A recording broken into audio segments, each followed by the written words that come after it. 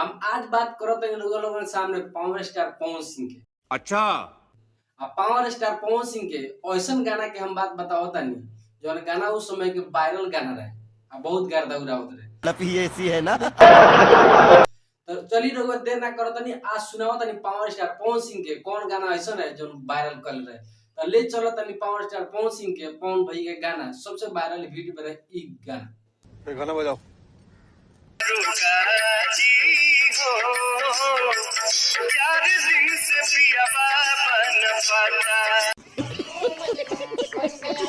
गर्दा उड़ा दिला ई गाना बानू सुन के मजा आ गया। यही नहीं अभी और सुनिए गाने में ऐसा बाटे मजा आ गया। तो लोग पवन सिंह के वो समय के गाना के देखनी जितना वायरल हिट भे रहा। तो 2023 में पवन सिंह कैसे गाना गावत रहा तो थोड़ा पवन सिंह के गाना भी सुन लिया।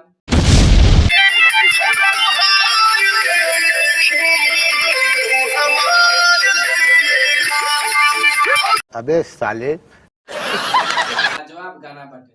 तो भाई लोगन पवन सिंह फर्स्ट फिल्म में कैसन अपन एक्शन मारत रहन वो फिल्म में जाना फिल्म के नाम बा रंगली चुनरिया तोरे नाम से।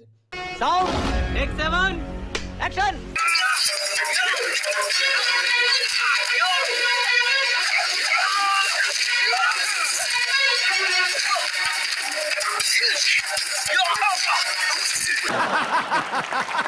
पवन सिंह के पुराने जमाना में फाइटिंग भी हिट बाटे। तो लोगन पवन सिंह के पुराना फाइटिंग कैसे लागल लोग जरूर बताएं। लेकिन उससे पहले पवन सिंह के 2023 के फिल्म के फाइटिंग देख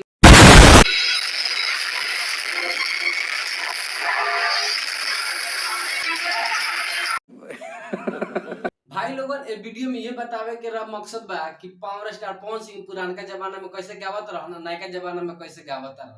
अब पावर स्टार पवन सिंह के पुराना फिल्म कौन है फर्स्ट अभी जो फिल्म आवे वाला कौन है। तो वीडियो लोगन कैसा लगा कमेंट करके जरूर बताई। अगर वीडियो हमारा अच्छा लगे तो एगो सब्सक्राइब एगो कमेंट जरूर करो।